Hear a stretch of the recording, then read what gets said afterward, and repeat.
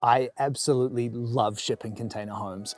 But when I heard there was a family of 4 living in a 20-foot shipping container, my first instinct was, how does that work? And today, we're gonna find out.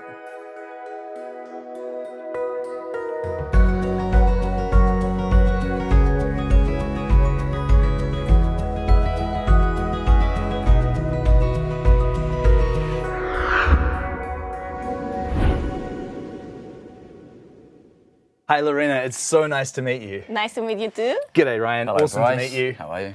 I am very well, and I am very excited to check out this home of yours.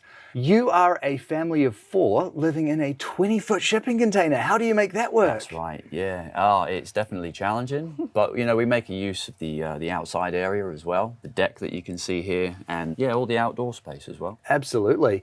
There's so much to ask about the house, but first, this bit of land of yours is absolutely gorgeous. This is actually your section, isn't it? It is, yeah. We got a couple of acres here, and it stretches to the front here, and also to the back here where the creek is, and that's where the land finishes. Beautiful.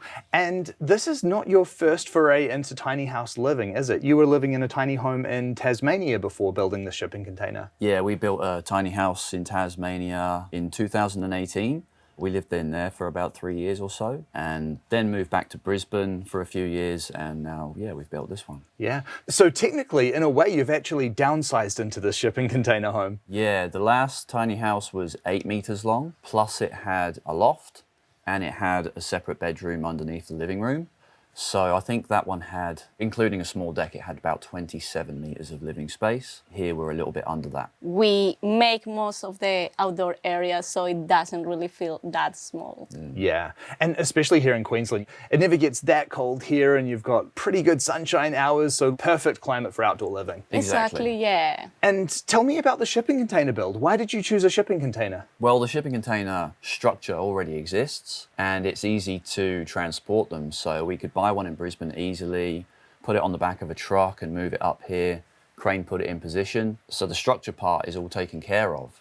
And then it's a case of, you know, cutting out the windows, and very quickly it turns into a house. At the time of the build, I was pregnant, so we wanted to do the things like try to speed up in a certain way. Yeah. So that's why we chose a small one as well. That makes a lot of sense. So the priority was to build something that let you get onto the land and start living here sooner. And then now you've got 2 acres to expand into and do whatever you want. Well, yeah, that's the plan. Now that we've got this one and we've got the shed, we want to build more tiny houses. The addition of the shed is great as well. That does give you a lot more space and storage area. Yeah, so, you know, that's our office. The kids keep their toys in there. I do my artwork in there as well. And that was the first structure we had when we moved in, because we were traveling from Brisbane. We needed somewhere to stay, so we built the shed first and then stay there while we were building this. And you built this yourselves, didn't you? Tell me about that. Yeah, we did, mostly. Certain jobs we weren't able to do ourselves, you know, like the electrical and things like that. But yeah, we taught ourselves from scratch, basically. People came and helped us as well, friends and family. And we just were learning as we were going, really, weren't we? And because we already built the home on wheels, that gave us a little bit of more confidence and more knowledge to do this. Yeah. So yes, it was easier than the first one. I think that's the great thing about DIY building. You built your first tiny home, and that gave you the confidence and skills to be able to tackle another project. And Absolutely. And everything else that you're going to develop here as well. Yeah. It's the best thing about DIY, I think, is really how it just empowers you to be able to do that. Yeah, Yeah. absolutely. Like for me, dreams are very important. Yeah. So when you are able to show your kids as well what you do, Emilia, she's learning that. Like she sees us building something that gives her the power of dream big. Yeah, I love that. And she's at that age now where she's going to make those lifetime memories, and she'll look back on this when she's an adult and she'll remember that and she'll talk about that. Hey, this might even be her first apartment one day. Yeah, I know. Yeah. And are you off the grid here? We are off the grid, yeah. So that was always the intention moving out here. We didn't want to buy a property that had anything connected to it, because it's all about, sustainability for us, and we don't have a lot of outgoings like we did when we lived in Brisbane. And being off the grid basically facilitates that for us. Brilliant.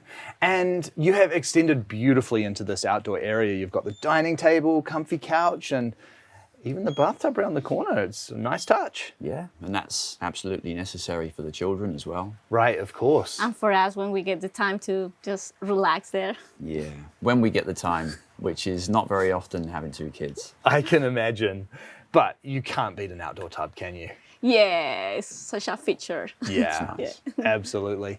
And then you've got the really cool fire pit area too. Yeah, so the fire pit, it doubles up, it keeps us warm, and yeah, we also use it to do quite a lot of cooking. Yeah, and the kids also love it. We have marshmallows and it looks very nice at nighttime as well. Yeah, beautiful. There's nothing like all huddling around a fire, eh? Yeah. Well, already I love everything you've created here, and I cannot wait to see how you've made a 20-foot shipping container work for a family of 4. Can we take a look inside? Of course, come in. All right. Hey, this is lovely. It's definitely a compact design, but you have everything you need in here. Yeah, everything we need is in here. We've got the television on the wall behind you. We've got plenty of shelf space for storage, all the essential things. Small fridge, but we make it work. And plenty of storage for the kitchen as well. The more space you have, the more things you have. We learned from our previous experience living in a tiny home on wheels that you learn to live with less things, and then yeah, that's what we only incorporated a few things that we really need. Fair enough too.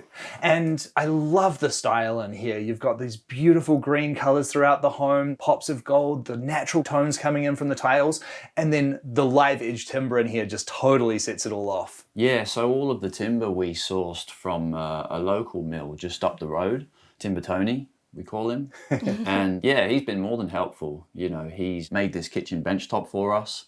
He milled it and joined it together.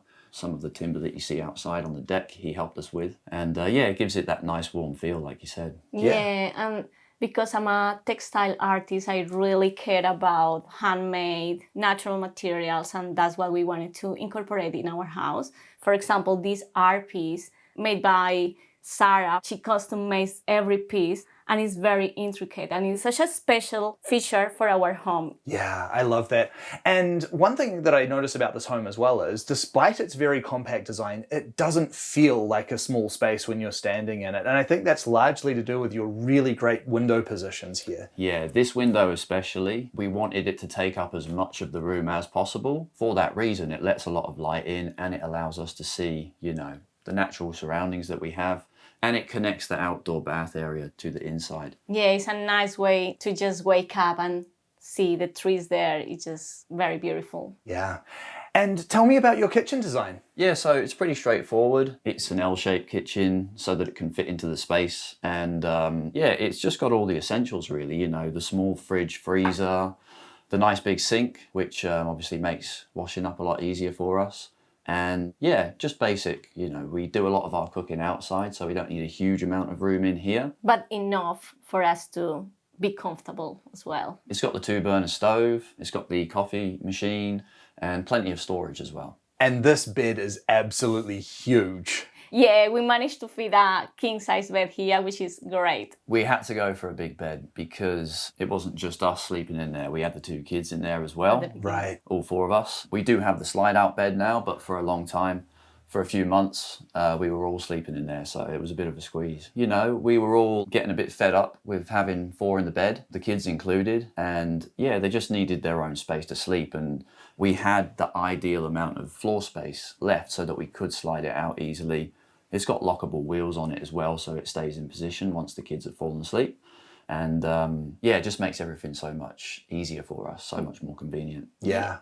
Tell me how that works sort of as a family, because obviously your children probably go to bed a lot earlier than you do. How does that work in terms of they've gone to bed and you still are up doing your thing in the house? Like how is sort of it living in the house once your kids have gone to bed and everything's sort of so compact? Well, we have the shed next door, which doubles up as extra living space for us. You know, we've got the computer down there that we use quite a lot, and it's quite comfortable down there. So once the kids have gone to bed, we quite often will make our way down to the shed. Yeah, true. Yeah. You've got the whole outdoor space as well. Yeah. Yeah, and the truth of it is sometimes we just go to bed when the kids go to bed. Yep, fair enough too. And next up, we've got your bathroom. Can we have a look in there? Yeah, of course. Let's go. Okay. Hey, again, the design in here is really nice. It's a compact bathroom, but again, beautifully done. I especially like the way that you've really curved this vanity as well. It just looks really good and kind of opens up the space. Yeah, we had to be very specific with the layout of everything because obviously it's small, but we needed to have a big shower as well. And so that's why this dividing wall was put here, because it separates that from this. And yeah, the vanity just kind of finishes everything off. The tile work in here is fantastic. Again, it really kind of grounds it into that very natural aesthetic of the home. Yeah, our good friend is a professional tiler. He came out and got all of this done in a couple of days. And yeah, we're very pleased with it. It's turned out beautifully. And then composting toilet here as well? Yep, EcoLoo composting toilet. That has definitely taken a bit of getting used to. Not in terms of just using it, but everything that goes along with it. And we kind of upgraded because in our previous tiny home, we had a DIY toilet. So it was more difficult to use it because it filled in very quickly. So this one, it just looks like a toilet and it's easy to use as well. What about a washing machine? The washing machine is in the shed. And as well as that, all of our wardrobes are in the shed. That's where we keep everything clothes related. Gotcha. That shed is really a handy addition, isn't it? Yeah, we couldn't really get by without it, to be honest. Very multifunctional. So how long have you and your family been living here now? 6 months almost. Almost 6 months. Yeah. How's it working out? Yeah, so now we've worked out a nice routine, and now that we're utilizing the outdoor space, we didn't always have this deck either. So now that we've got this, that's changed things massively. Going from a normal sized house to something this size has definitely had its challenges, but yeah, we seem to have worked them all out now. Yeah. Tell me about some of those challenges and what the process of downsizing into this home was like for you. For example, when the kids have gone to bed on the slide out bed, we have to step over them to get into our bed. But there's not many challenges about living with them here. There's the tidying up, the constant tidying up, because you're in a small space. Yeah, I can imagine. Yeah. Kids are playing with their toys and the toys are everywhere. And yeah, it doesn't feel so messy when you've got a big house. Yeah. What are some of the really nice things about living in a small space together with your children? We moved out here because we wanted to spend more time with them. In Brisbane, we were both having to work full time. Amelia was in daycare. And now that we're here, we can take a more relaxed approach to just living. We don't have to work all the time. You know, we can just be with them and enjoy watching them grow, because that time will pass quickly and you only get that opportunity once. That's very important for us. We chose this lifestyle just because we wanted to share time to each other, share time with our kids, see them playing outside where they should be. That's what we think. And they are enjoying it. Absolutely. Because that is so true. Even though the house is compact, they've got this huge section to adventure in, which must just be so special for them as well. Yeah, that's right. And we do a lot of things outdoors, not just here on the land, but, you know, we go camping a lot. We take the kids on adventures and, yeah, spend a lot of time outdoors. Yeah. What would your response be to people who might say you're absolutely crazy for wanting to live in such a small home with a young family? They're right. I don't want to sound pretentious or rude about people that think that way, but I would say, you know, come and experience it. Come and see what we're doing out here. And, you know, I talk to them about all the benefits that have come along as a result. And it boils down to family time again.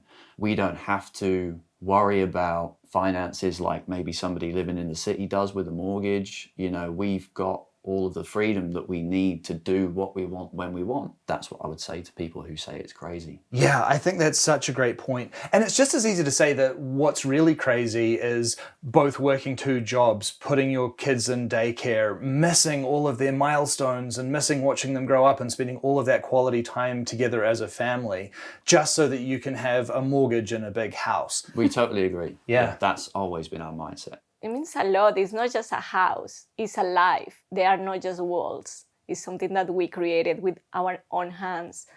And in the daily rush of everything, when you sit down and look at what you created, that's just amazing. When it comes down to, you know, the purpose and the reason for doing it, then there's a great sense of satisfaction knowing that, A, that you've created this structure in this house, but also that you've created a life for your family, one that you can spend more time with each other, And, you know, the kids at this age that they are now, Amelia especially, she's going to remember this and she's going to grow up and that will be with her forever. At the end of the day, it all boils down to family, and that's why we're doing it. Can we talk about the cost that was involved in building this home? We don't actually. We haven't figured out, like, we haven't done accounts. I would estimate between the shed and the container, we're between maybe 55 and 60. Oh, great. And that does include the deck as well. All the off-grid stuff, all the utilities that we've had connected. Wow, that is a phenomenal result. And obviously that's testament to you doing so much of the work yourselves.